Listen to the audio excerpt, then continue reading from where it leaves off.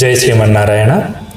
దసరా ఉత్సవాల నుంచి ఈరోజు వరకు శ్రీవారు ఎన్ని రథాలను అలంకరించారో, అదేవిధంగా స్వామివారు ఎన్ని రూపాలలో మనకు దర్శనమిచ్చారో ఈ వీడియోలో చూద్దాం. దసరా రోజున సృష్టికర్త అయిన బ్రహ్మ సారథిగా ఉండగా అశ్వాలతో పుంజినటువంటి రథంపై స్వామివారు దర్శనమిచ్చారు. అశ్వవాహనంపై శ్రీవారు శంఖ చక్రాలను పక్కన పెట్టి శ్రీదేవితో మరియు భూదేవితో కనిపించడం విశేషం.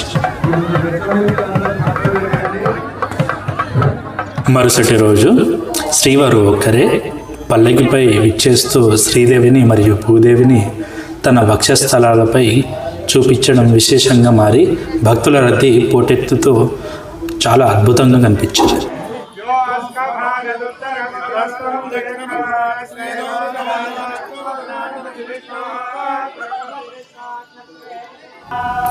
అలా పల్లకిపై శ్రీవారు వస్తున్న రీతిని చూసి భక్తుల మనసులో ఆనందాలు ఉప్పొంగుతుండగా, నేను మీకోసమే బయటికి వస్తున్నాను అని శ్రీవారు చెప్పకనే చెబుతున్నారు.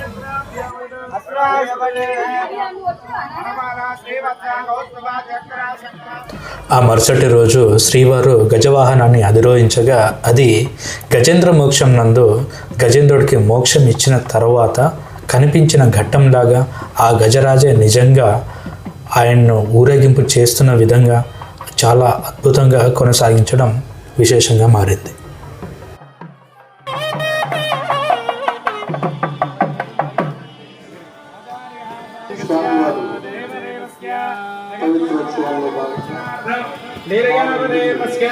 శ్రీ పద్మావతి గోదా సమేత శ్రీ స్వర్ణగిరి వెంకటేశ్వర స్వామినః దివ్య కృపయ సంకల్పిత పవిత్రోత్సవ ద్వితీయ దివసే ప్రాతఃకాలే శ్రీ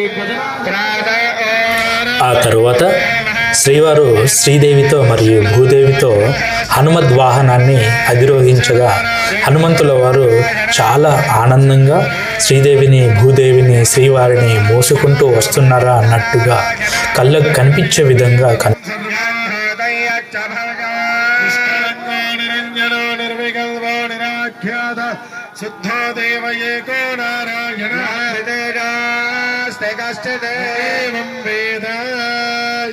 ఓం స్వస్తి తిరునామ సంకీర్తన అవధారయ తరుణపాల్ తిరునామ సంకీర్తన